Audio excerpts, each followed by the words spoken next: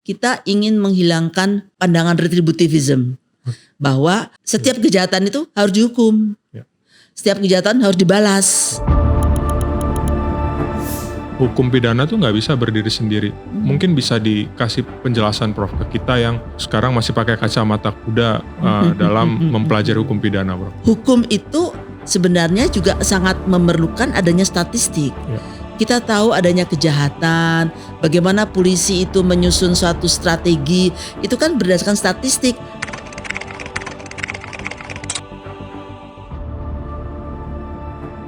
Ada nggak ya Prof misalnya suatu negara yang menerapkan suatu kitab undang-undang hukum pidana yang baru itu kira-kira mulai kemudian sangat efektif berapa tahun kemudian setelah undangkan gitu ya.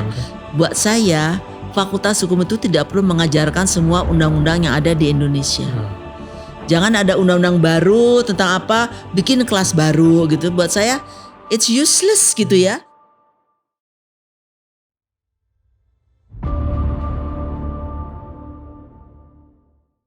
Halo teman-teman, kita kembali lagi di podcast The Reason Trace. Kali ini saya bersama dengan Profesor Archristuti Archrisnowo, guru besar di Fakultas Hukum Universitas Indonesia, perumus KUHP juga, dan saya sangat terhormat bisa berdiskusi kali ini dengan Prof. Tuti. Prof. Tuti, selamat pagi. Prof. Selamat pagi Richard. Terima kasih waktunya Prof. Terima kasih juga mau mendengarkan nanti omongan saya. Tentu Prof. Prof, kita mulai dari perjalanan panjang Prof sebagai seorang dosen, sebagai seorang pengajar di Fakultas Hukum UI, dan tentu sudah mendidik banyak sarjana hukum.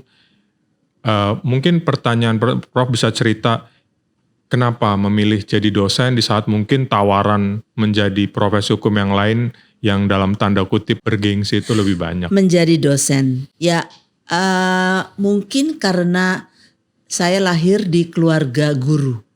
Kakek saya, nenek saya guru, kakek saya kepala sekolah, kemudian ibu saya guru, saya tentara juga guru juga. Ya, jadi entah bagaimana dari kecil itu saya memang sangat suka ngajar.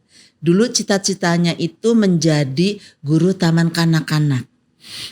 Ternyata susah sekali jadi guru taman kanak-kanak, sehingga mencari yang lebih mudah kayak jadi dosen, lebih mudah jadi guru TK. Karena kan kalau guru TK itu kan harus selalu memperhatikan murid-muridnya, semua kebutuhannya dari A sampai Z. Dan memang kemudian jiwa mengajar itu kayaknya sudah embedded in my personality gitu ya. Dari kecil udah senang saya ngumpulin anak-anak, ayo belajar ini, belajar itu. Jadi walaupun tidak saya rencanakan, saya ingat waktu SMA itu memang gak ada rencana.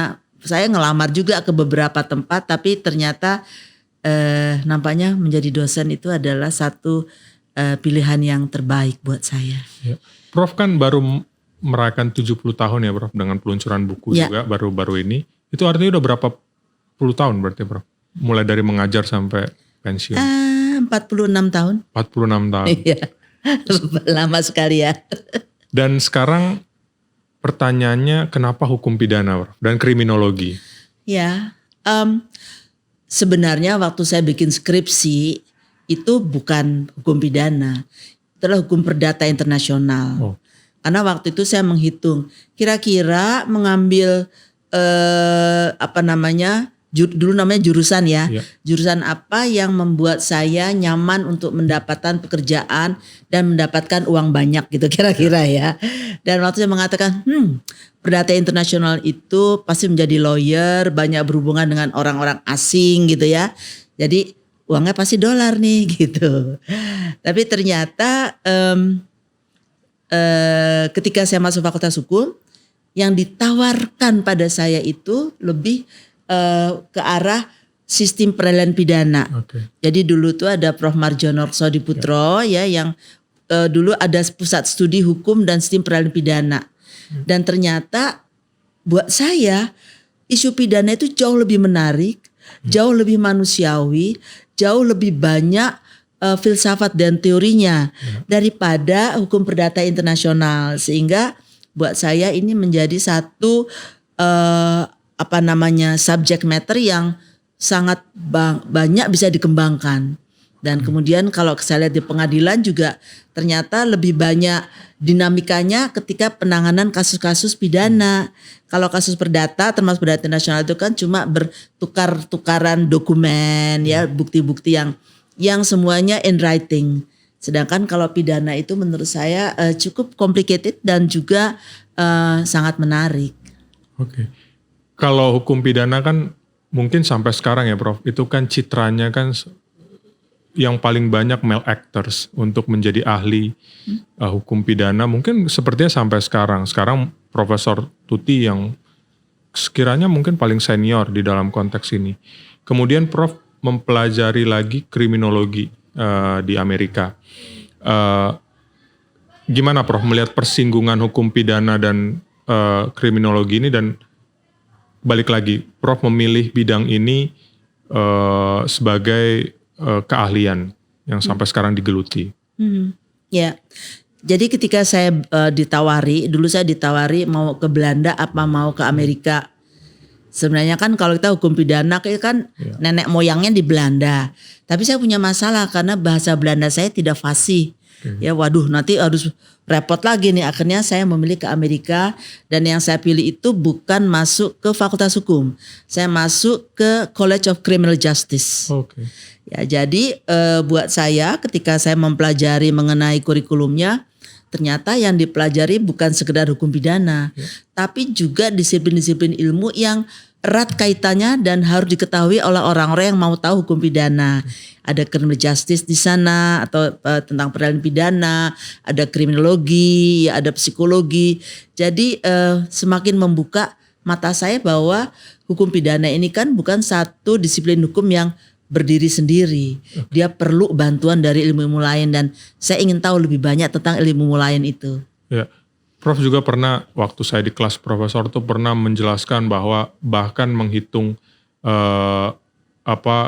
bukan persepsi ya, tapi tingkat kejahatan pun ada statistika yang Prof waktu itu pelajari betul-betul di Amerika.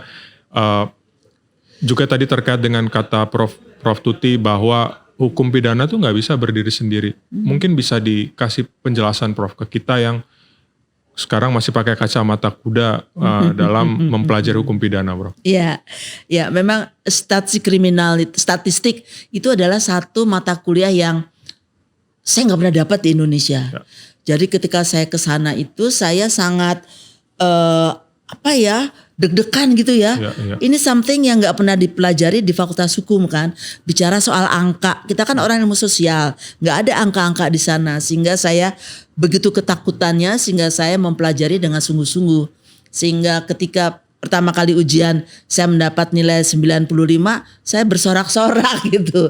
Ternyata orang Indonesia nggak bodoh-bodoh amat soal statistik gitu ya. Karena kan orang Timur Asia itu kan berpikirnya lebih bagus.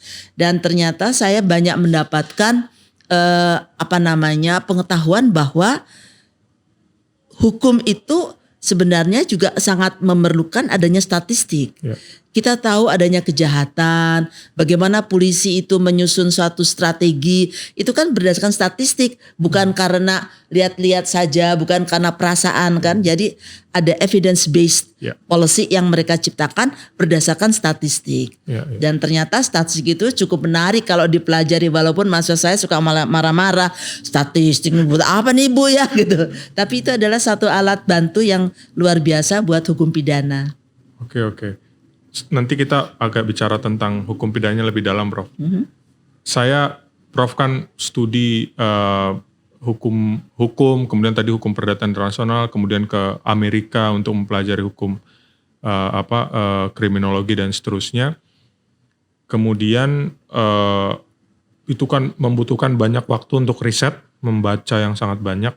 Saya mau masuk, dan ini biasanya pertanyaan saya ke banyak narasumber ya, Prof. Gimana sejak awal mungkin bisa diceritakan Prof melihat ke belakang bagaimana sih membuat budaya membaca di diri Prof itu terbangun? Apakah dari keluarga, apakah dari kebiasaan-kebiasaan yang Prof bangun sendiri sehingga itu sampai sekarang Prof masih suka membaca, itu bagaimana? Ya betul, dari keluarga. Ya. Tadi kan ayah ibu saya itu memang guru ya. Jadi dari kecil itu dulu kan kita susah komik ya. Ya. Ada tapi mahal gitu kan. Jadi kami setiap pagi itu berebut koran. Oke. Ya, dan itu juga yang membuat kita pengen tahu kan. Kalau membaca itu kan you want to know about something gitu kan. Jadi pengetahuan ini juga memperluas pengetahuan.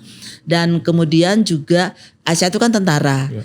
Dan kita itu bukan orang yang berlebihan sehingga bisa punya perpustakaan, nggak punya nih ya. Sehingga saya akhirnya punya perpustakaan karena impian dulu itu. Tapi saya kemudian membaca buku-buku ayah saya. Bukunya misalnya tentang Kon-Tiki. Tahu ya Kon-Tiki tentang perjalanan dengan rakit balsa itu di Norwegia. Saya baca tentang Sarinah karena ayah saya punya banyak bukunya dari Bung Karno. Dan kemudian saya membaca juga buku-buku tentang gerilya tentara ya, bagaimana itu. Dan semua itu saya telan karena waktu itu memang saya merasa bahwa saya haus sekali akan pengetahuan gitu ya. Karena zaman dulu seperti saya katakan tadi, komik-komik kayak sekarang kan gak ada tuh. Komik-komiknya saya baca setelah saya kira SD SMP baru komik wayang R.A. Kosasih. Yang menurut saya itu juga sangat penuh dengan filsafat ya. Jadi menarik. Oh ada orang begini. Oh alasannya begini. Oh begini. Jadi itu juga membuat banyak terjadinya perbincangan di dalam kepala saya juga. Ya, itu juga yang mendorong kemudian membaca itu menjadi bagian yang penting dari keluarga kami. Siap. Kan saat ini kan Prof literasi kan menjadi masih isu besar ya Prof. Ya, bahkan betul. Dengan teknologi yang harusnya dengan harapan orang bisa mengakses bahan bacaan dengan lebih mudah, justru malah sekarang jadi bumerang karena orang lebih senang pakai video-video pendek lalu merasa sudah mengerti sesuatu. Nah, dan beberapa riset mengatakan bahwa kita declining untuk mengerti tentang, bahkan untuk literate kepada informasi yang kita terima. Gimana Prof melihat ini, tantangan yang besar ini, lalu nanti dikaitkan dengan mahasiswa hukum Prof? Prof tentu bisa melihat nanti gimana kualitas mahasiswa hukum kita mulai dari S1 sampai mungkin saya juga angkatan saya di S3 dan seterusnya. Apakah ini jadi isu yang memprihatinkan sekali dan bagaimana mahasiswa hukum itu harus memahami bahwa membaca menjadi satu hal yang penting bagi dia gitu. Ya, itu betul sekali ya. Itu sebabnya pada setiap kuliah saya selalu memberi tugas kepada mahasiswa. Coba apa yang sudah saya berikan pada minggu lalu pertama. Yang kedua, Anda juga harus baca materi tentang apa yang akan kita bicarakan pada hari ini, kan sudah ada silabusnya. Itu buat saya harusnya bisa membantu mahasiswa sehingga dia tidak mengetahui sesuatu hanya dari omongan saya saja, tapi juga baca ya. Dan buat saya membaca itu kan bukan sekedar membaca, tapi memahami, menghayati, dan mempertanyakan benar nggak sih ini yang saya baca ini gitu ya. Dan buat saya itu adalah satu hal yang tidak bisa ditinggalkan, terutama di Fakultas Hukum, di mana kita tiap hari bergelut dengan istilah-istilah, dengan kata-kata yang ada tiga sarjana hukum pendapatnya bisa 5 kan begitu ya. Nah buat saya tidak mungkin ada orang bukan cuma mahasiswa hukum sebenarnya, tapi semua orang juga akan bisa memahami, akan bisa membaca tanpa memahami. Bisa memahami tanpa membaca lebih dahulu ya. Sehingga yang selalu saya mintakan, apalagi untuk mahasiswa S3, tanda teman-teman Anda itu jangan hanya baca satu buku ya. Misalnya di beberapa kelas kan saya memberi beberapa buku dan Anda bebas untuk memilih yang mana yang menurut Anda paling cocok untuk Anda baca gitu ya. Mengapa? Karena buat saya pengetahuan itu kan bukan pengetahuan yang bisa di pecah-pecah, dibelah-belah ya. Jadi sangat tergantung pada mahasiswa apa yang mau dia pahami, apa yang mau dia kembangkan, itu tergantung dia, bukan tergantung saya. Nah itulah yang kemudian membuat saya selalu mendorong baca. Sehingga saya agak nyeleweng sedikit nih, sedih sekali ketika melihat ada anak SMA gak tahu apa yang menjadi sebutkan satu negara di Eropa. Ya. Disebutnya Garut. Kan saya agak heran. Ya, kemudian tidak tahu walaupun ternyata ini bukan cuma di Indonesia. Saya membaca juga nonton beberapa video ditanyakan tuh di Amerika, sebutkan 3 negara di dunia, disebutnya Afrika gitu kan, Amerika. Jadi ternyata ini sudah mendunia. Satu decline of reading ini buat saya sangat menyedihkan. Ya, anak-anak sekarang juga kali-kalian nggak bisa ya, walaupun memang itu tidak mencerminkan bahwa semua anak-anak begitu ya. Tapi hal-hal macam itu kan tidak kita temukan. Waktu saya berangkat besar itu saya sering menonton yang namanya Cerdas Cermat. Oke. Ya. Saya nggak tahu Anda masih kebagian nggak itu? Masih Prof, di TVRI. Ya, di TVRI dan mereka cepet-cepetan menjawab. Dikasih soal segala macam dari matematika, sejarah, bahasa dan lain-lainnya. Dan sangat menyenangkan. Saya senang sekali ya karena mereka bisa menjawab dengan tepat dan cepat. Nah, itu buat saya kayaknya yang sekarang harus dihidupkan kembali nih. Ya, kita jangan ngasih anak-anak itu tontonan-tontonan yang apa namanya apa tuh narik-narik itu namanya narik TikTok tuh apa gitu-gitu. Oke, menarik, tapi kan bukan itu yang menjadi intinya. Ya, bagaimana Anda memahami apa namanya mata-mata pelajaran yang ada di kampus, yang ada di sekolah, dan bagaimana mempergunakannya sebagai bagian dari lifelong learning harusnya buat saya. Iya, Bro. Masalah lanjutannya adalah khususnya untuk mahasiswa ya Prof, adalah kemampuan berbahasa asing kan Bro. Dan ketika diberikan misalnya bahan berbahasa Inggris saja misalnya, itu langsung pakai segala macam cara pakai untuk Google Translate ya. Bahkan sekarang dikasih yang benar-benar di scanning bisa terbaca, lalu mereka menerjemahkan sembarangan, lalu memahami itu dengan sembarangan. Gimana kira-kira Prof dulu membangun kebiasaan untuk kemampuan berbahasa profesor di Amerika? Tentu bukan hal yang mudah untuk bahasa Inggrisnya dan untuk S2, S3 apalagi untuk membuat riset-riset mendalam. Dan kira-kira bagaimana itu bisa dibangun di kampus-kampus di Indonesia? Ya, pertama harus terbangkit keinginan untuk membaca. Ya. Buat saya itu satu hal yang sangat penting ya. Sekarang anak-anak membaca, bahkan menulis pun. Kemarin terpaksa saya membuat mahasiswa saya menulis untuk ujian. Karena mereka ketika menjawab dengan komputer mereka pakai ChatGPT jawabannya ya. Sehingga banyak yang gak lulus juga karena saya cek juga itu. Nah menulis gitu ya. Dulu kan kita ada belajar menulis halus. Anda udah gak kebagian ya. Menulis halus, menulis huruf besar, huruf kecil tuh dulu kita ada mata pelajarannya.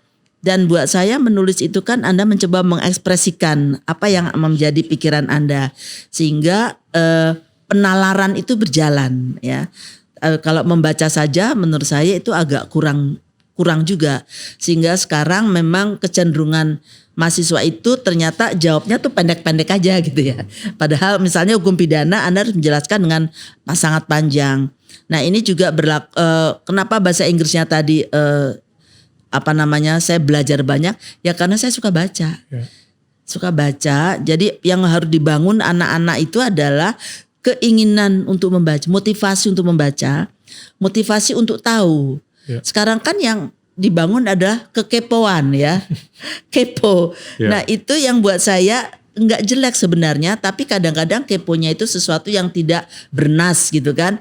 Tidak signifikan untuk dia ketahui. Nah, ini yang harus menurut saya para orang tua itu juga harus bisa memberi contoh kepada anak-anaknya. Apa yang karena pengalaman saya sendiri, orang tua saya memberi contoh, saya suka membaca, saya pengen tahu, saya segala macam itu. Jadi kalau orang tuanya sendiri nggak pernah membaca, seperti beberapa pejabat yang kemarin muncul di TV juga, saya nggak suka baca, nggak ada tuh kami kebiasaan membaca. Buat saya sangat sedih ya karena tidak mungkin Anda bisa mengambil keputusan tanpa mengetahui apa yang terjadi, dan itu hanya bisa kalau Anda baca. Ya, jadi ini yang harus membiasakan diri. Buat saya orang tua tidak boleh menyerahkan ke kampus, ke sekolah aja. Ya, Setuju. ada keterbatasan guru-guru. Jadi kalau dia hanya belajar di sekolah, di rumahnya dibiarkan saja, itu kan juga tidak baik.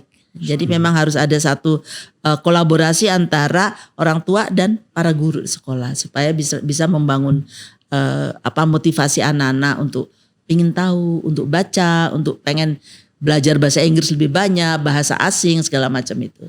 Setuju. Terima kasih, Prof. Kita geser ke isu hukum pidana tentu, Prof. Oke. Kita baru memasuki era KUHP dan KUHP yang baru. Ini bisa dibilang sebagai karya bangsa yang besar untuk pembaharuan sistem peradilan pidana kita secara keseluruhan. Diskusinya cukup banyak, mungkin juga pro kontranya cukup banyak, tapi sekarang sudah berlaku.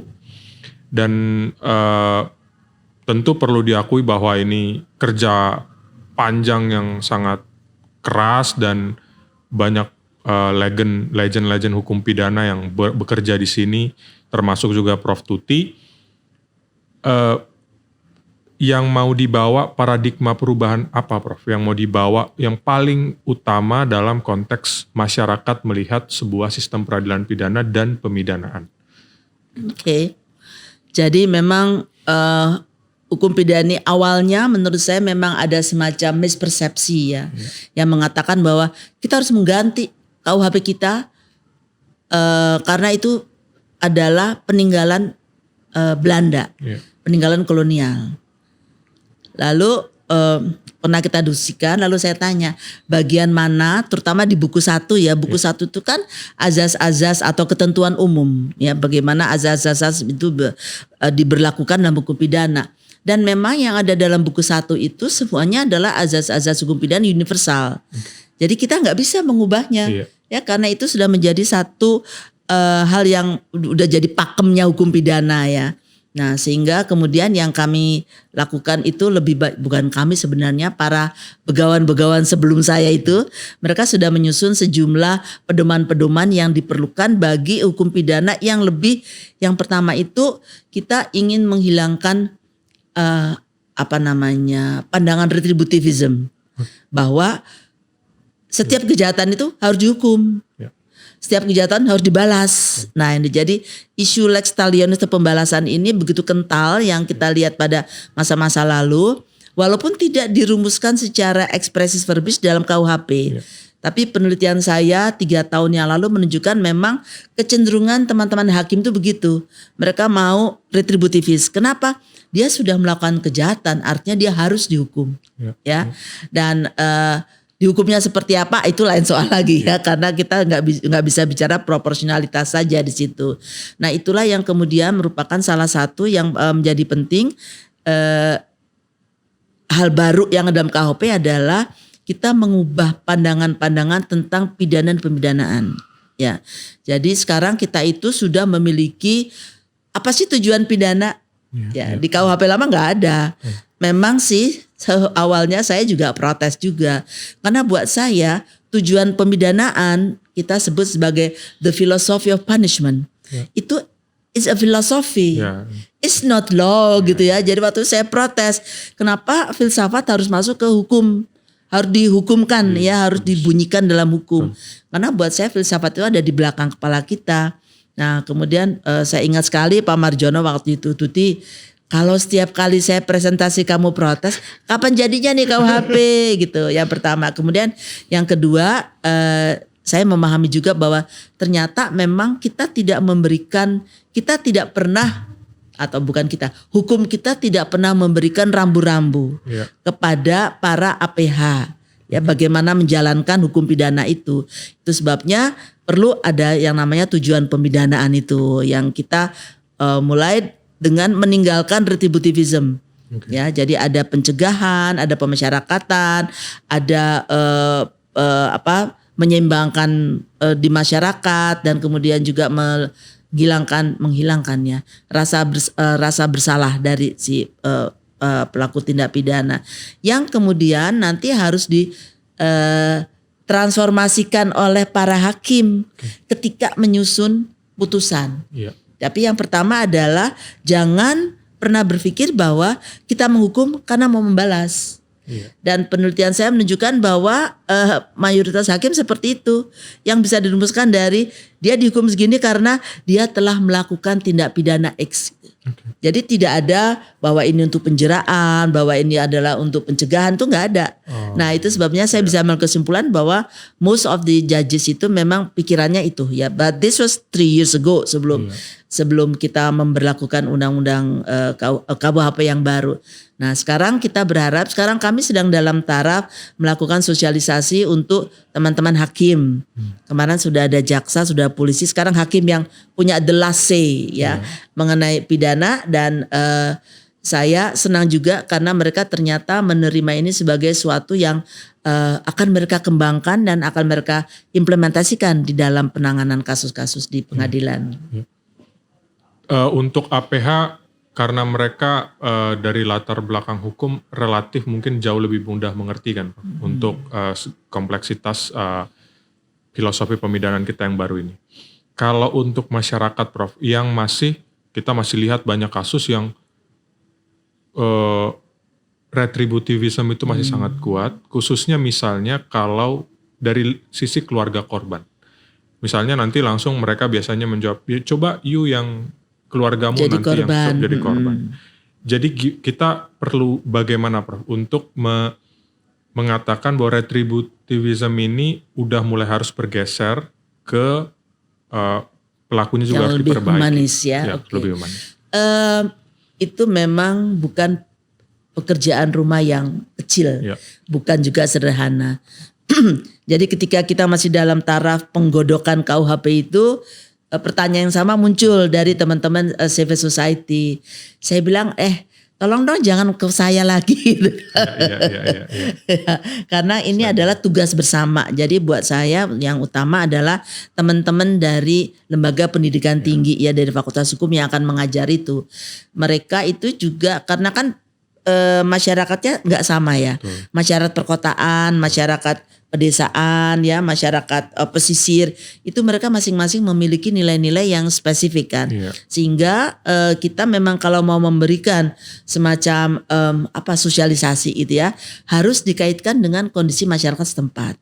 Jadi kalau saya ngasih kepada para hakim tentu saja akan berbeda kalau saya mengasih kepada mahasiswa atau saya memberikan kepada teman-teman di RT saya atau RW saya. Jadi penggunaan bahasa itu serta gaya bahasa dan diksi penggunaan bahasa itu buat saya menjadi satu hal yang sangat penting untuk bisa memastikan bahwa audiens yang kita ajak bicara itu memahami apa yang kita maksud. Ya tentu dengan meninggalkan teori-teori gitu ya. Kita nggak perlu bicara teori kalau untuk masyarakat karena kita ingin mereka paham. Kenapa? Dan kita juga harus memberitahu mereka kenapa kita tidak memakai retributivism lagi. Ya. Kenapa kita harus memakai satu pandangan yang lebih humanis, yang lebih menuju kepada korektif, ya, yang lebih rehabilitatif. Karena kita ingin masyarakat kita itu lebih maju ke depannya dan lebih memiliki civilization yang lebih baik. Itu yang harus kita sampaikan kepada masyarakat dengan bahasa yang mereka pahami. Karena kalau kita memakai bahasa kampus kan orang lu ngomong apa sih gitu kan nggak ngerti gitu kan. Nah ini yang harus menurut saya kita terutama teman-teman dosen itu yang harus menyadari bahwa penggunaan bahasa itu menjadi sangat penting ketika kita menyampaikan sesuatu kepada masyarakat umum. Kalau terkait itu juga Prof, gimana kita bisa menjelaskan ke masyarakat misalnya dengan bahasa yang sederhana. Tadi kan ada istilah bahwa itu kan karena kamu tidak korbannya. Kalau saya sekarang korbannya, khususnya ini karena saya juga pernah mendampingi korban kekerasan seksual. Saya pribadi sebagai lawyernya, kalau bisa pelakunya mati aja gitu. Kalau bisa pelakunya keras. Gimana kita bisa mengatakan kepada victim bahwa kita akan memberikan keadilan sambil juga kita membawa dia menjadi orang yang lebih baik atau memberikan penjeraan kepada yang bersangkutan. Itu dilema ini gimana kita bisa menjelaskannya? Ya kalau saya melihatnya memang kita tidak bisa hanya mempergunakan dari perspektif hukum saja ya. Jadi buat saya nampaknya perlu juga dikenalkan perspektif moralitas dan kasih. Ya. Wow. Ya, buat saya itu penting sekali ya, walaupun kasih biasanya di agama Kristen ya, di kita katanya nggak pernah bicara kasih gitu kan. Tapi ini mengatakan bahwa suatu tindak pidana itu pada dasarnya kan muncul dari sejumlah kondisi yang ada di balik si pelaku ini. Ya, dan banyak kejadian bahwa ini bukan semata-mata pilihan dia gitu kan, akan tapi banyak sekali faktor-faktor yang membuat dia terpaksa melakukan itu. Nah, ini adalah satu hal yang bisa kita sampaikan pada mereka dengan mengatakan bahwa dia memang salah. Ya, akan tetapi bukan berarti kemudian dia bisa kita balas. Apalagi kalau kita zaman dulu kan an eye for an eye, a tooth for a tooth, itu kan kita sudah nggak bisa lagi. Apa iya kalau orang membunuh terus harus dibunuh. Nanti kalau orang memperkosa harus diperkosa kan agak susah juga. Jadi ini yang menurut saya secara perlahan-lahan harus disampaikan dan dipastikan juga bahwa hukuman yang bisa dia terima itu memang tadi proporsional dan tidak mengandung disparitas. Ya, ini yang kemudian bisa membuat si korban mengatakan, oh iya saya diperlakukan dengan adil. Tapi kalau dia melihat bahwa si pelakunya itu ternyata mendapatkan hukuman yang ringan dan kemudian mendapatkan keistimewaan tertentu, tentu saja dia akan menjadi sakit hati ya, dan ini tidak baik tentu saja bagi hukum pidana kita. Jadi pendekatan-pendekatan macam itu buat saya yang harus lebih ditekankan instead of hukum bilang begini gitu. Terkait dengan proporsionalitas, Prof. Kalau sekarang di dalam KUHP dan KUHAP kita juga Undang-Undang Penyesuaian Pidana yang 2026 itu kan udah ada ketentuannya semua untuk pidana. Tetapi dan ini saya pernah dengar juga Prof bercerita terkait dengan gimana sih menentukan itu harus 3 tahun, yang ini harus sekian tahun, yang ini. Itu kan perdebatan panjang. Tapi gimana kita memaknai proporsionalitas pemidanaan ini, Prof? Khususnya untuk aparat penegak hukum, untuk bisa memperlihatkan ke masyarakat, ya itu udah proporsional, atau sekurang-kurangnya mendekati proporsional. Ya, proporsionalitas murni itu memang nggak ada rumusnya. Ya, saya berkali-kali berdiskusi dengan teman-teman hakim, teman-teman jaksa. Kalau jaksa mereka punya rentut yang nanti tergantung pada pimpinannya kan. Tapi kalau hakim kan mereka bebas dan tidak ada yang berani mengatakan proporsionalitas itu rumusnya seperti ini ya, karena itu memang satu hal yang tidak mudah. Nah, untuk mencegah terjadinya disproporsionalitas ya, itu kami di dalam pasal 54 KUHP sudah merumuskan sejumlah 11 faktor yang harus diperhatikan oleh hakim ketika memutus perkara. Itu adalah salah satu cara untuk tadi mendekatkan putusannya pada putusan yang lebih proporsional daripada sebelumnya. Mulai dari tingkat kesalahan terdakwa sampai dengan nilai-nilai keadilan yang hidup dalam masyarakat. Tapi memang semuanya tergantung pada hakim. Nah, jadi ini yang nanti pemberi kata akhirnya pastinya hakim kan. Tapi mereka harus memperhatikan ke-11 faktor-faktor yang sudah kita rumuskan itu. This is one of the way, karena kita nggak mungkin punya rumus ya. Tentu. Kecuali kalau memang kita ingin mempergunakan AI tadi kita bicarakan. AI apakah mungkin bisa? Buat saya itu masalah yang cukup pelik, karena saya tidak berani menjamin bahwa AI itu cukup lekat dengan moralitas kita, cukup dekat dengan isu-isu yang berkaitan dengan orang terdakwa atau dengan korbannya.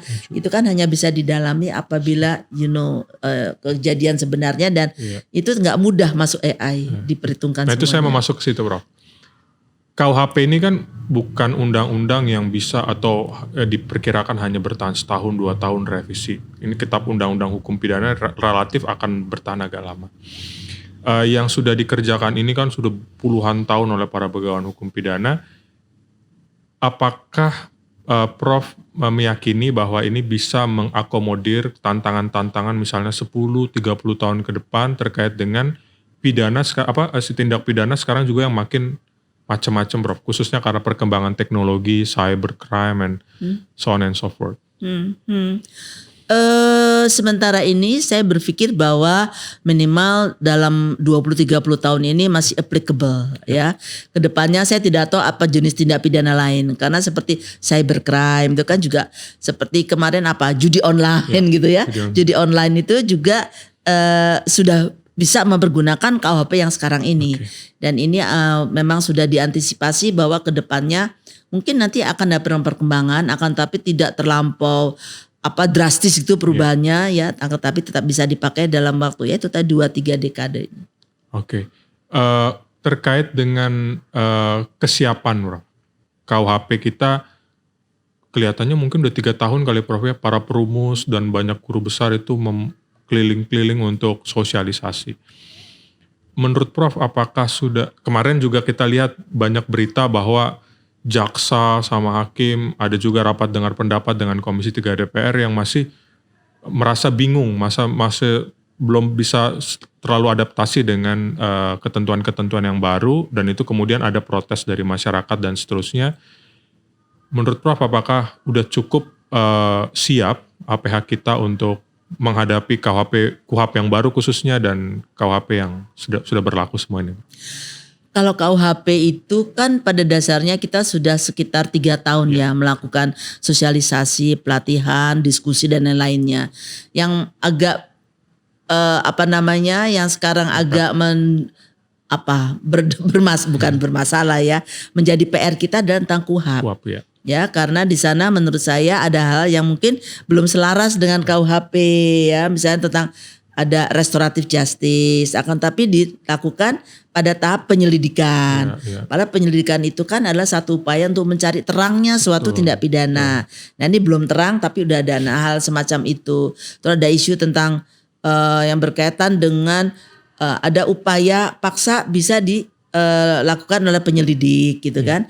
Buat saya kalau lakukan penyelidik pada tahap penyidikan nggak apa-apa.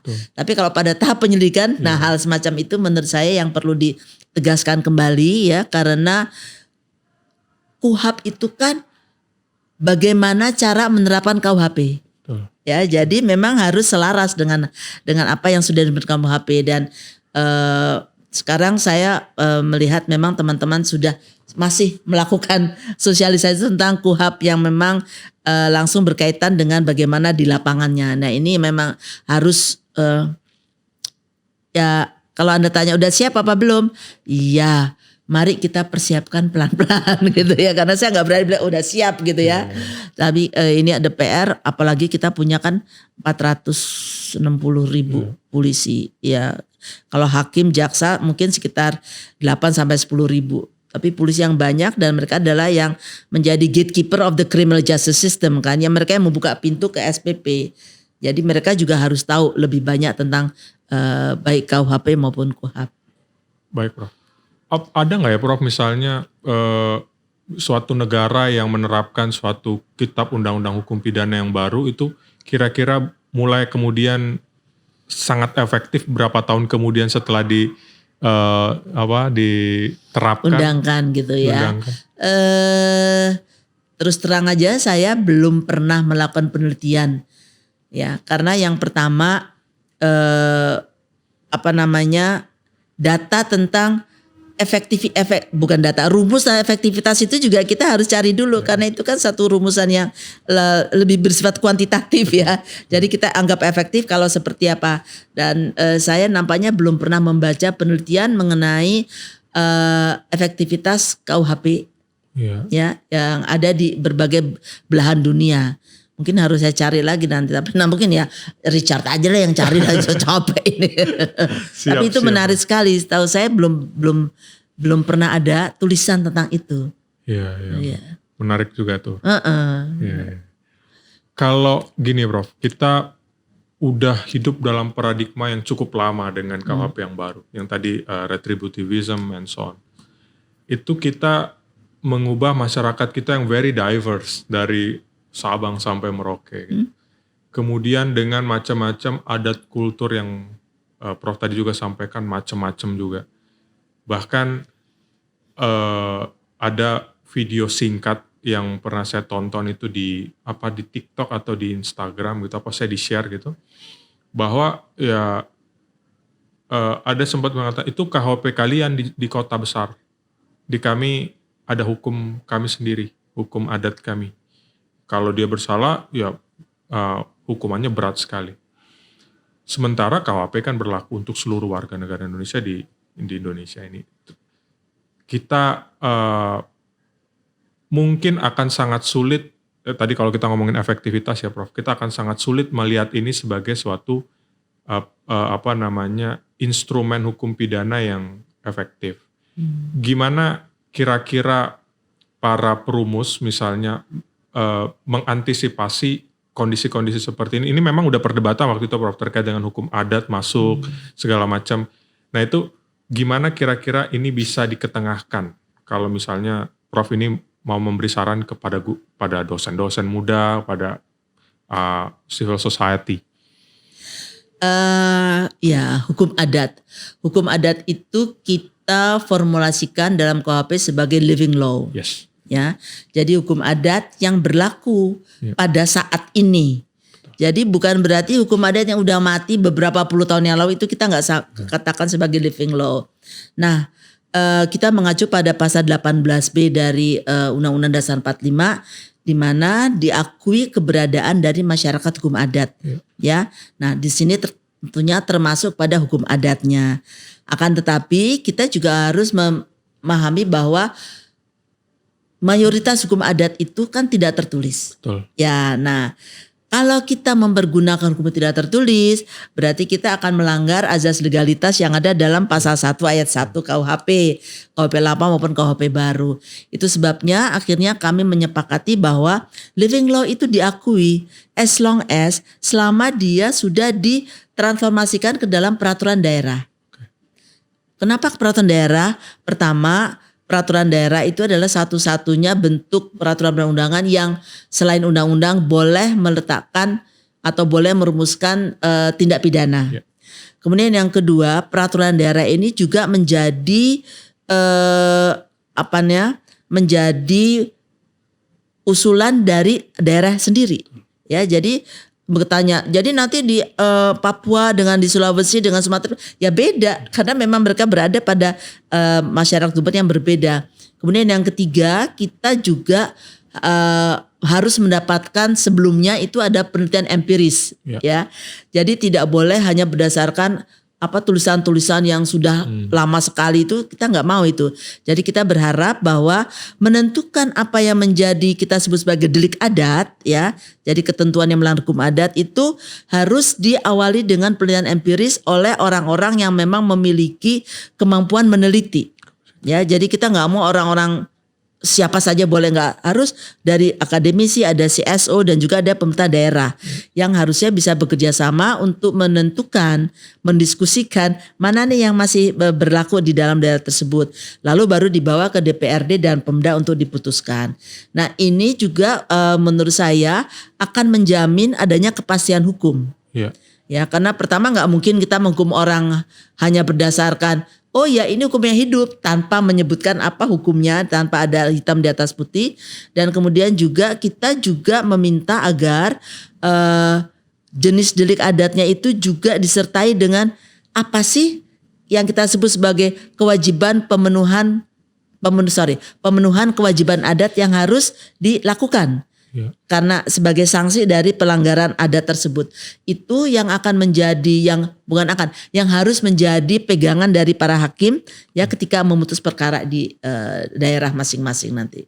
Jadi hakim jaksa nggak usah bingung apa nantinya karena sudah ada dalam perda. Selama perdanya belum ada, kasus tersebut tidak bisa ditangani. Dan satu lagi yang penting adalah ketentuan dari perda itu adalah tentang delik-delik yang belum ada di dalam KUHP. Jadi most crimes kan sudah ada dalam KUHP.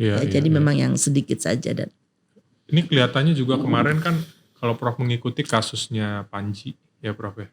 Mens rea yang penampilannya mens rea itu kan akhirnya diselesaikan karena banyak laporan polisi kemudian ada Dewan Adat di Toraja yang kemudian menyelesaikan kira-kira seperti itu. Prof, kita tadi ngomongin sedikit terkait dengan perkembangan teknologi, Prof.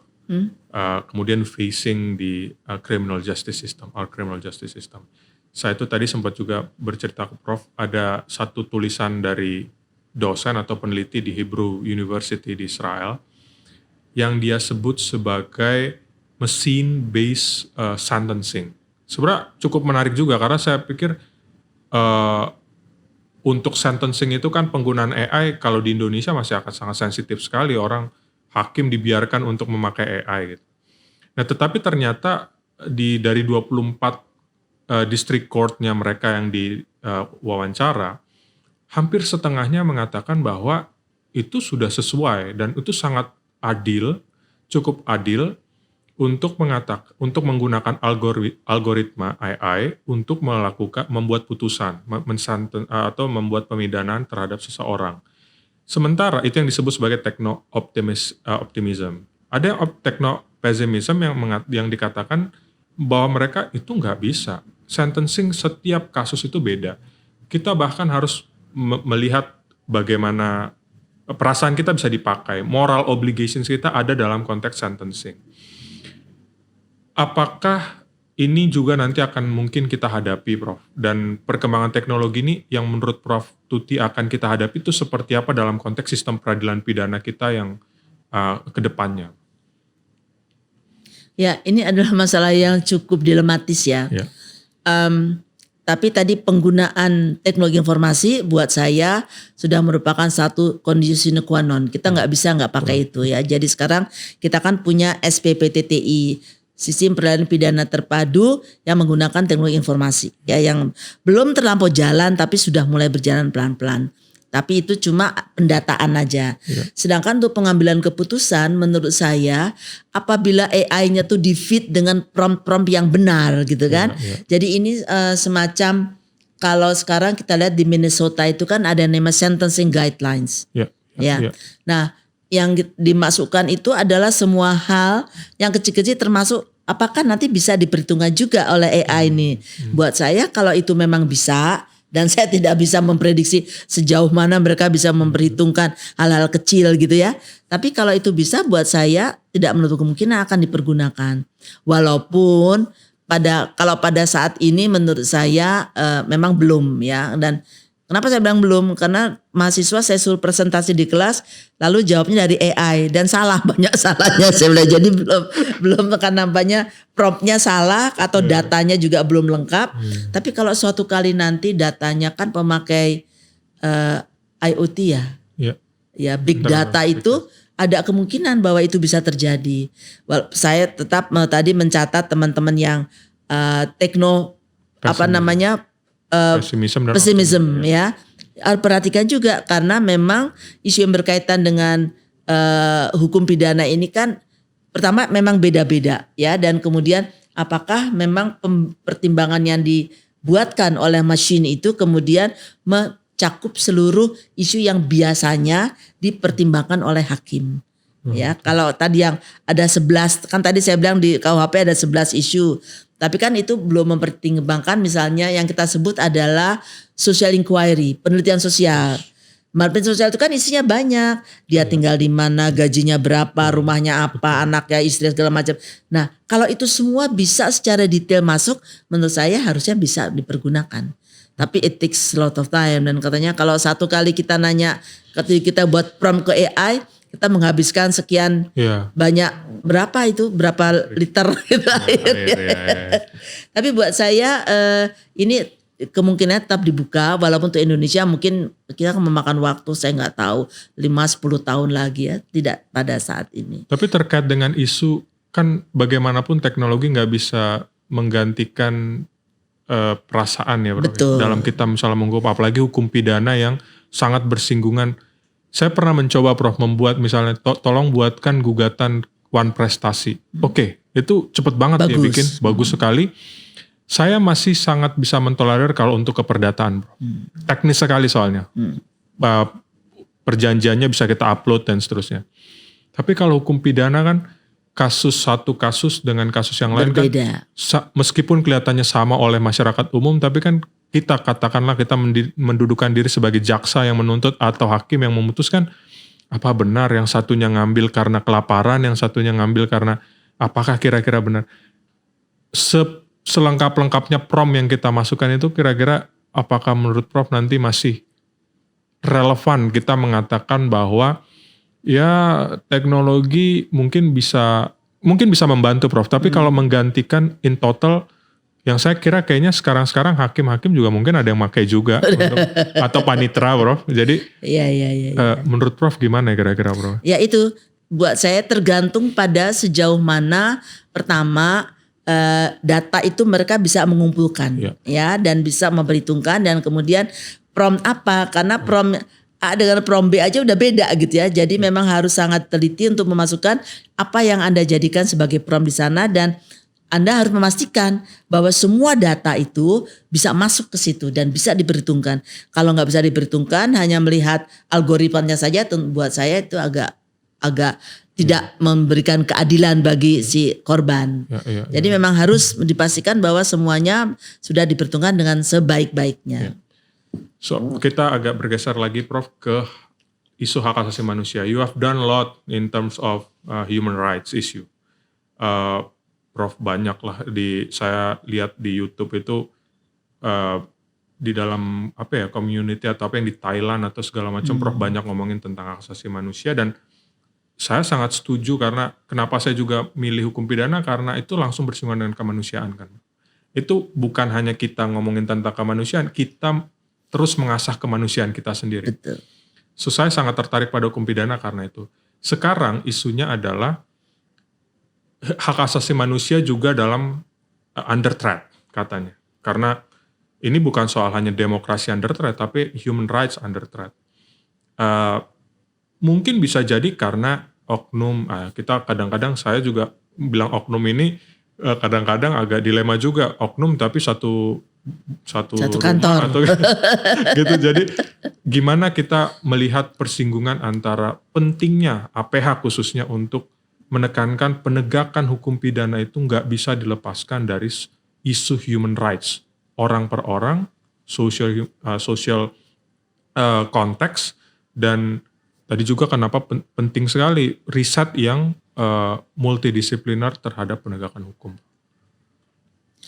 Buat saya sebenarnya saya sudah mulai sekitar tahun 2000 ya. 2000 itu saya saya menerjemahkan modul pelatihan HAM bagi law enforcement officers ya. Jadi karena saya sangat percaya bahwa apabila mereka mengetahui, maka mereka akan berbuat tidak seperti yang banyak dilakukan itu. Nah, ini adalah tugas dari lembaga-lembaga penegak hukum. Ya, akan tetapi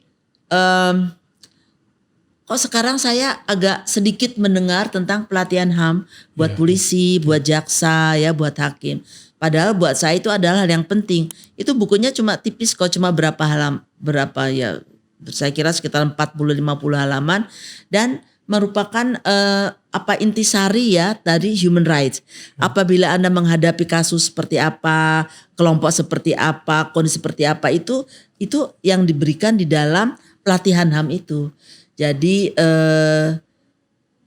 saya kira tahun 2000-an, 2005, 2004, 2005 itu ada pelatihan, tapi memang tidak pernah, ini yang selalu menjadi PR kita. You do the training, but you don't do the evaluation.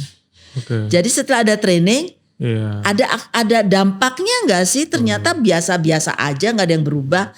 Nah, inilah yang harus dipastikan oleh teman-teman dari APH, bahwa dengan mengetahui lebih banyak tentang nilai-nilai dan standar human right, standar hak asasi manusia, maka seorang APH akan bisa lebih berorientasi pada HAM. Kan itu yang harus dibuktikan. Nah, tapi ternyata kita melakukan pelatihan tapi tidak melakukan evaluasi dari hasil pelatihan. Jadi nampaknya perlu dipikirkan kembali oleh negara ini bagaimana ya memastikan bahwa para penyelenggara negara di bidang hukum pidana khususnya itu memang memahami nilai dan standar hak asasi manusia. Karena itu penting sekali ya Prof. Oh ya, hukum sangat pidana penting tuh sekali ya. Kalau nggak memahami HAM itu kan bisa ekses ya Prof. Betul ya. Dan hukum pidana dan hak asasi manusia ini kan isu lama, Prof. Jadi ada konsep individualisasi pidana, pemidanaan di dalam hukum pidana, di dalam human rights issue yang sekarang juga masih banyak pro kontra. Ini sebenarnya seolah-olah mendorong hak individualisme untuk human rights yang katanya kita karena mengambilnya dari Barat. Gimana kira-kira menyambungkan atau memberikan pemahaman Prof bahwa ini bukan soal individualisme, tapi ini soal penghargaan terhadap manusia dalam konteks sistem peradilan pidana. Orang boleh dihukum, tapi dia punya hak-hak dasar yang tidak boleh dilanggar, termasuk sekalipun dia adalah seorang pelaku. Itu persinggungannya gimana? Ya, yang ke kalau kita bicara tentang suatu kejahatan gitu ya, tindak pidana, kan berarti di sana hampir dipastikan ada pelanggaran terhadap hak asasi manusia ya. Akan tetapi proses penanganan peradilan pidana dari orang yang diduga melakukan tindak pidana ini kan harus tetap sesuai dengan tadi azas dan nilai-nilai standar hak asasi manusia yang biasanya kita masukkan di dalam hukum acara kan. Nah, inilah yang harus dipastikan bahwa standar ini juga kemudian tidak kebablasan ya. Dan kalau Anda tadi bicara individualisasi, sebenarnya kalau kita bicara soal individualisasi pemidanaan itu kan berarti kita memperhitungkan setiap unsur yang ada di dalam setiap manusia, yang ada dalam setiap tindak pidana.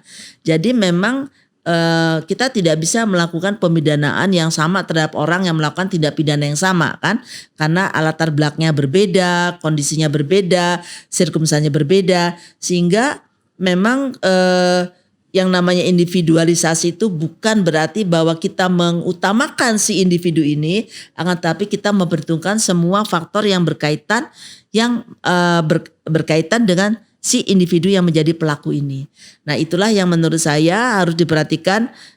Itu sebabnya juga kami memasukkan tadi pasal 54 itu, karena setiap pelaku pastinya beda, kesalahannya beda, kemudian motivasinya beda, kemudian akibatnya beda. Nah, ini semuanya yang memang harus diperhitungkan oleh para hakim dan juga jaksa ya ketika mau melakukan penuntutan. Setuju. Nah, ini kita berarti sekarang ngobrolin tentang APH-nya, Bro.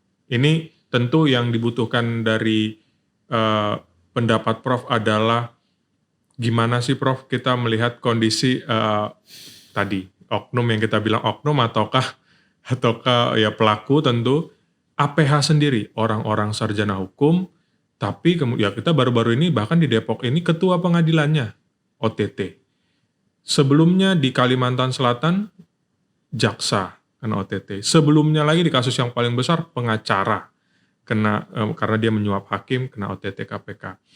Jadi, gimana Prof melihat kondisi penegakan hukum kita dari sisi para penegak hukumnya? Hukumnya tadi kita udah mencoba membuat yang baik, tapi kemudian penegak hukumnya seperti ini, khususnya dikaitkan dengan kebiasaan korupsi, Bro. Ini korupsi kan juga masih jadi isu yang banyak.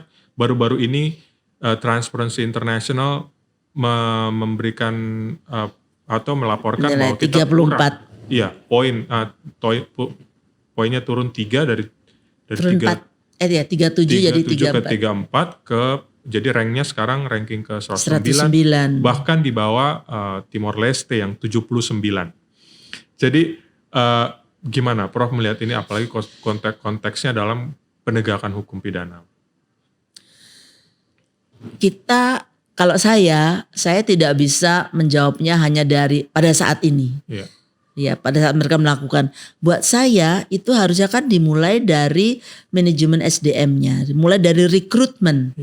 Ya, rekrutnya seperti apa? Apakah sudah dipastikan bahwa mereka tidak adalah orang-orang yang memang kita perlukan dengan kualifikasi yang biasa. Mulai dari rekrutmen, lalu pendidikan. Ya, pendidikan, kemudian ada penempatan.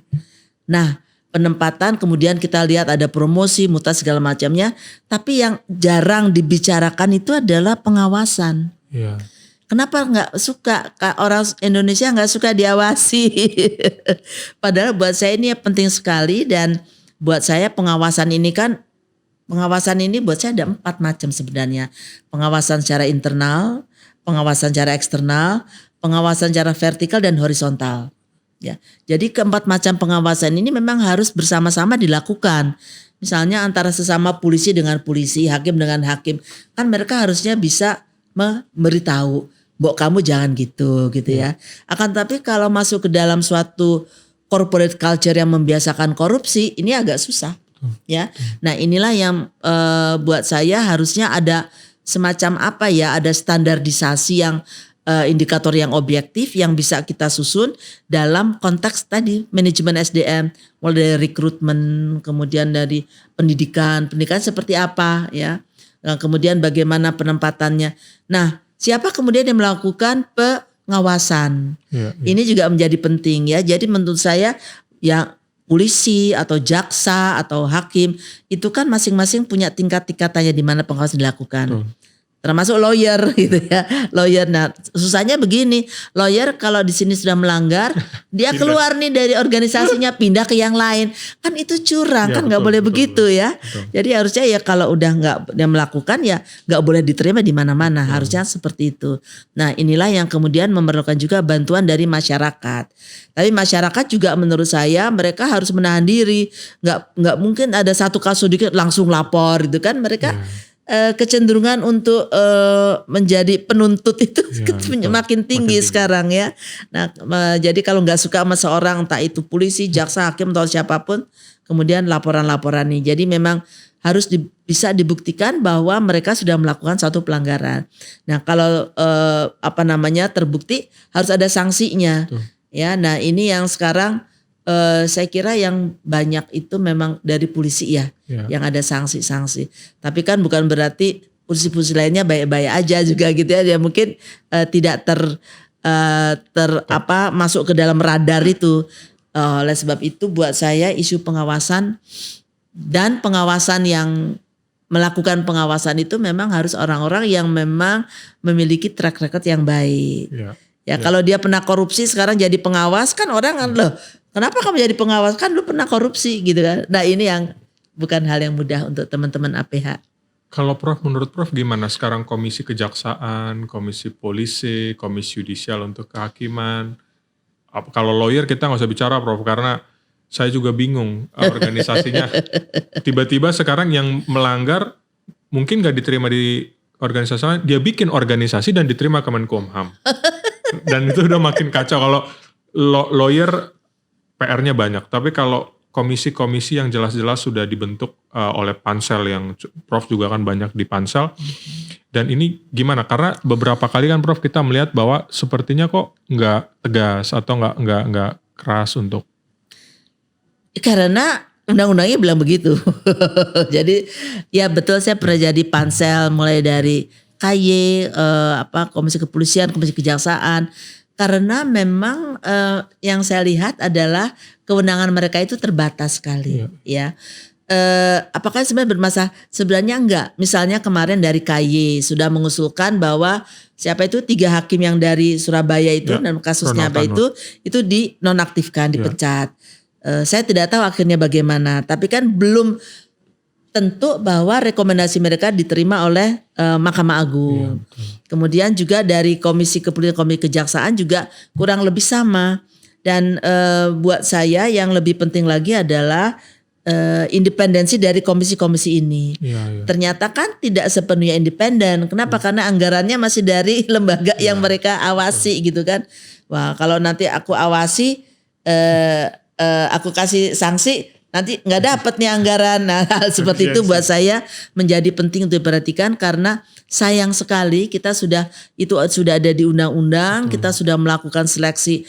Well, saya sudah mencoba melakukan seleksi sebaik-baiknya, akan tetapi kadang-kadang tidak berdampak, tidak memiliki dampak yang cukup signifikan. Ya, kenapa? Karena dan ini juga harus kita hati-hati juga ketika misalnya satu komisi pergi ke daerah, ke Komisi Polisi Nasional, kan di sana dipuja-puja, di serve segala macam ya. Dia jadi susah. Ya, gitu. sehingga ada teman saya yang waktu itu komisi kejaksaan, dia nggak mau, dia dimusuhin karena dia nggak mau diterima gitu kan, nggak mau dipuja-puja. Saya mengerjakan tugas saya akhirnya. Nah inilah yang menurut saya menjadi penting, bahwa integritas, ketika once you become a commissioner, maka yang dilihat adalah integritasnya.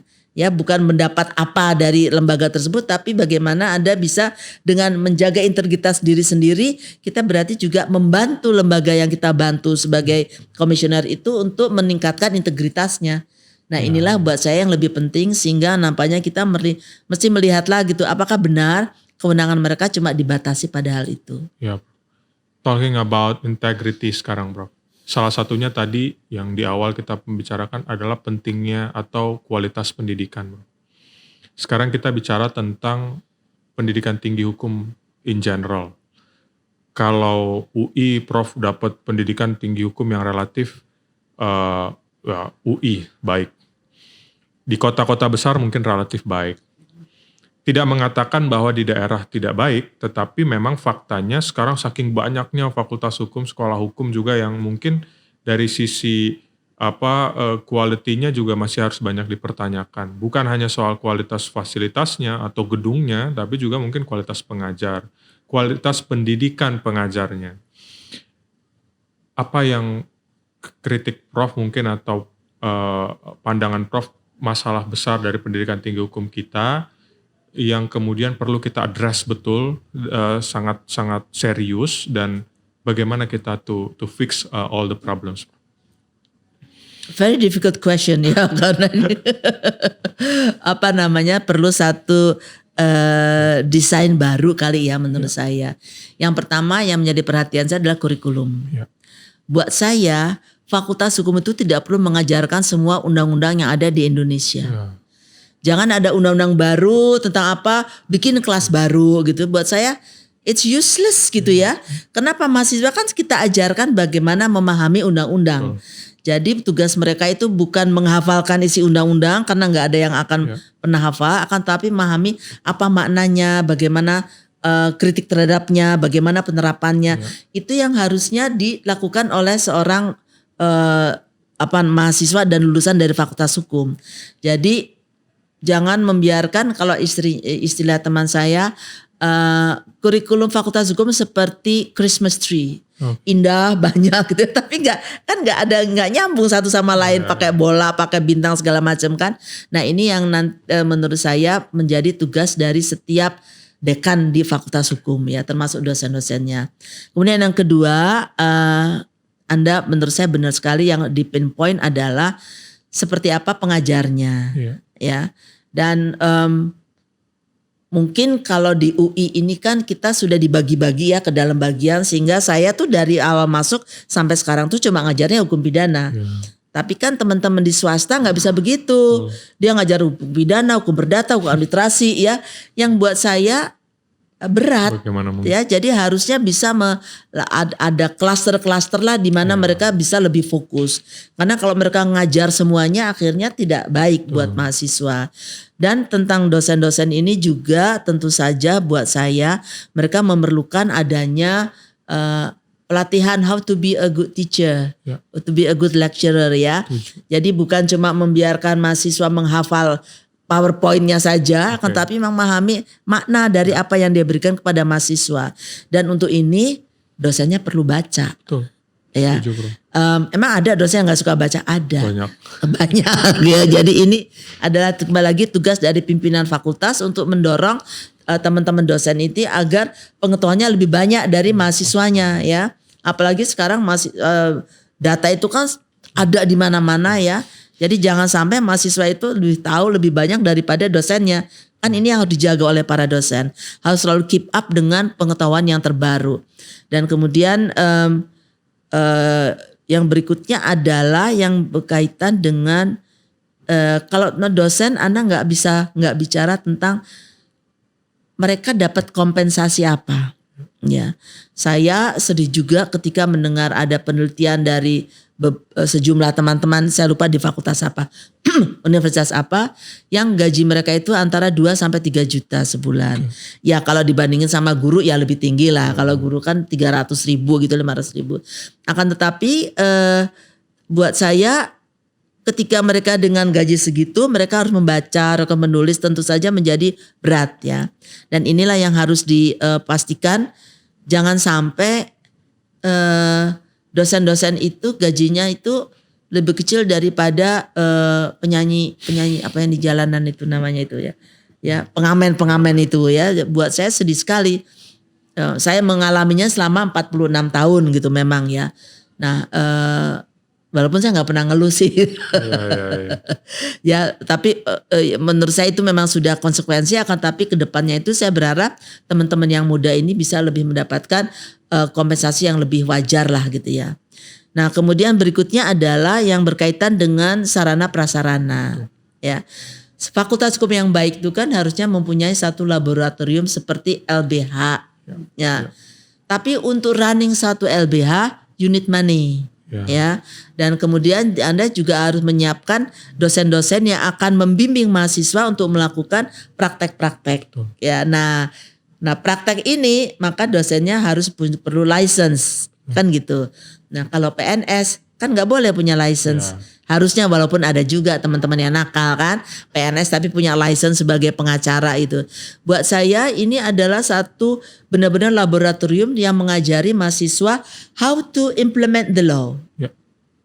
Ini menjadi sangat penting dan saya nggak tahu apakah di fakultas hukum lain juga ada mata kuliah tentang praktek hukum. Ya karena sangat menyedihkan kalau mahasiswa cuma dikasih teori, cuma dikasih tentang ini, hukumnya tentang ini, tapi mereka tidak diajari juga bagaimana aturan-aturan hukum itu kemudian dipraktekkan di lapangan. So ada upaya untuk menyatukan antara teori dan praktek untuk diberikan pada mahasiswa. Itu sebabnya menurut saya tidak perlu terlalu banyak mata kuliah, tapi harus yang fokus dan bisa memberikan mereka ini loh yang kita ajarin, tapi nanti implementasinya seperti ini loh. Itu menjadi penting sekali, apalagi kalau Anda sebagai lawyer kan tahu sendiri bahwa law in the books dengan law in action kan tidak selalu berjalan seiring gitu. Nah kemudian tadi sudah kurikulum, dosen, sarana prasarana dan metode pengajaran. Ya metode pengajaran itu buat saya penting sekali karena kita itu kan bukan mengajari anak-anak, kita mengajari orang dewasa ya, sehingga mereka sudah punya ideologi, sudah punya pengalaman, sudah punya pemikiran. Nah memberi mereka pengajaran itu kan berarti bukan cuma mendidik mereka untuk tahu, tapi juga membuat mereka memahami dan sensitif akan isu-isu hukum itu. Nah itu menurut saya diskusi dengan mahasiswa, memberikan ruang bagi mereka untuk berbeda pendapat ya, pandangan mereka itu juga menjadi satu tugas dari setiap dosen. Jadi saya tidak pernah memaksa mahasiswa saya berpikiran sama dengan saya, akan tetapi saya memberi mereka kesempatan untuk argue ya, apa argumentasinya, kalau argumentasi bagus saya terima gitu ya. Nah ini adalah bagaimana kita juga membangun pemikiran penalaran yang kritis ya, membangun mereka untuk menyadari bahwa di universitas itu ada namanya kebebasan berekspresi, ada academic freedom. Nah ini kan bagian yang tidak boleh lepas dari tugas-tugas kami sebagai dosen. Itu yang menurut saya menjadi penting dalam menyiapkan fakultas hukum yang lebih baik. Sedikit terkait dengan ini Prof, critical thinking yang sekarang juga mungkin sangat kurang dari kualitas kebanyakan sarjana hukum. Critical thinking maksudnya untuk bahwa dia mendapatkan suatu informasi, mendapatkan suatu pengajaran, lalu dia mau bersikap apa secara objektif dan dapat dipertanggungjawabkan. Ini leading to our quality of research, Prof, di perguruan tinggi. Sekarang ini kelihatannya membaca dari TikTok atau potongan-potongan tulisan menjadi seolah-olah kita udah memahami sesuatu, memahami suatu isu. Padahal mungkin saya kalau di kelas Prof kan disuruh membaca, betul-betul membaca untuk mengetahui sesuatu. Kalau ada mahasiswanya nggak membaca tapi sok tahu kan langsung kelihatan. Kalau biasanya langsung Prof, apa itu? Langsung panik dia. Dan benar nggak bisa jawab. Lalu gimana membangun critical thinking ini Prof di perguruan tinggi tadi dengan kurikulum dengan segala macam, bagaimana membangun critical thinking ke mahasiswa? Tugas dosen, ya menurut saya itu adalah tugas dosen supaya mahasiswanya itu berpikir secara kritis dan tidak take it for granted for everything gitu. Jadi dia harus selalu mempertanyakan, ya kenapa begini, kenapa nggak begini. Itu adalah satu cara untuk mengajak mahasiswa tidak menerima semuanya as is. Yeah. Mereka harus bisa berpikir jauh. Ini apa kira-kira maksudnya, implikasinya apa ya. Bahkan mulai dari latar belakangnya supaya mereka bisa memahami apa sih yang dimasukkan dengan X gitu. Ya, dan untuk itu memang harus banyak dikasih PR kepada mahasiswanya ya. Jadi tidak memberikan mahasiswa udah bikin ini nanti jawabannya ada yang ada di buku. Karena kalau saya kasih ujian nggak pernah ada jawabannya di buku ya. Semuanya pada pusing gitu. Kenapa? Itu adalah cara saya untuk mengajari critical thinking. You have to think sometimes out of the box bahkan. Itu. Saya pribadi enjoy dengan meskipun ya berat gitu Prof. Tapi I think we can learn something. We have to, kita dipaksa untuk berpikir. Nggak cuman sembarangan gitu membuat tulisan itu. Kalau jujur aja saya berat Prof untuk mengikuti kelasnya, tapi I really enjoy it. Thank you. Prof, dengan kesibukan Prof di umur yang sudah 70 tahun lebih, kemudian belum lebih, baru 70. Baru 70 tahun ya Prof. Baru merayakan 70 tahun, Prof udah 46 tahun mengajar di tengah kesibukan yang menjadi birokrat juga di Kementerian Hukum dan HAM sebagai dirjen waktu itu, pansel di mana-mana, perumus KUHP. Di tengah-tengah kesibukan itu, Prof mungkin yang saya dengar kan Prof suka jalan-jalan, kemudian bermain dengan peliharaan di rumah, dan kemudian suka dengan bunga dan seterusnya. Gimana Prof bisa menikmati waktu Prof di tengah kesibukan yang padat, tapi juga bisa sambil melahirkan banyak karya-karya di saat yang bersamaan, gitu. Ya, kalau kita kerja aja kan kayaknya bete banget gitu ya. We have to find something yang bisa membuat kita bahagia, dan buat saya membuat diri bahagia itu bukan sesuatu yang wow gitu. Nggak harus saya pergi ke Paris gitu, harus pergi ke New York, tuh nggak usah. Tapi menikmati sesuatu yang sekitar saya aja ya. Misalnya tadi saya suka anjing gitu ya. Lalu anjingnya belum tentu suka sama saya gitu. Ya, dan ngobrol sama mereka gitu kan. Dan bermain dengan mereka buat saya itu adalah sesuatu yang melepaskan saya dari kesibukan-kesibukan yang membingungkan ini ya, dalam kondisi Indonesia yang semacam ini. Jalan-jalan saya suka. Jadi kalau saya pergi ke daerah waktu misalnya bertugas kemana, biasanya saya mencari waktu untuk juga enjoying the view. Yes. Gitu. Walaupun waktu saya jadi dirjen bukan hanya enjoying the view, tapi saya juga mendatangi atau mengunjungi LP. Dan buat saya itu menyenangkan gitu. Jadi yang menyenangkan buat saya kan belum tentu menyenangkan buat orang lain. Tapi buat saya ini penting supaya bisa nanti melihat apa yang mesti kita lakukan sih buat ini. Karena di satu sisi saya menjadi dirjen hak asasi manusia, tapi di sisi lain di kementerian yang sama ternyata ada kemungkinan pelanggaran HAM di dalam lembaga pemasyarakatan gitu kan. Jadi saya ngobrol dengan teman-teman PAS mengenai beberapa hal yang berkaitan dengan bagaimana untuk memperbaiki kondisi ini. Jadi itu adalah hal-hal kecil yang buat saya cukup menyenangkan. So buat saya senang itu nggak susah sih buat saya. Thank you Prof. Suatu kali waktu saya mau ajak Prof nanti ke satu kampung saya, daerah saya di Sumatera Utara Prof. Pinggiran Danau Toba persis. Jadi itu nama daerah apa itu? Pulau Sibandang namanya. Itu ada Pulau Samosir yang besar, ada Pulau Sibandang yang kecil. Itu mungkin jarang terekspos, tapi sekarang setelah diperbaiki oleh pemerintah infrastruktur dan Bandara oleh Pak Silangit. LBP itu. Yes, Bandara Silangit. Iya, Pasti Bandara Prof Pari Silangit. akan suka sekali. Prof Tuti, terima kasih banyak waktunya. Sama-sama Richard. Kehormatan untuk saya, Semoga Prof. ada manfaatnya buat Tentu Prof. Semoga Prof sehat selalu. Amin, Dan terima panjang kasih. umur, Prof. Selamat sekali lagi, Prof. Terima kasih, untuk terima 70 kasih. tahunnya. Ya, terima kasih. Prof. Begitu teman-teman diskusi saya dengan Prof. Harkris Utya Krisnowo, Prof. Tuti dari Universitas Indonesia. Semoga kita bisa berjumpa lagi di episode selanjutnya. Bye-bye.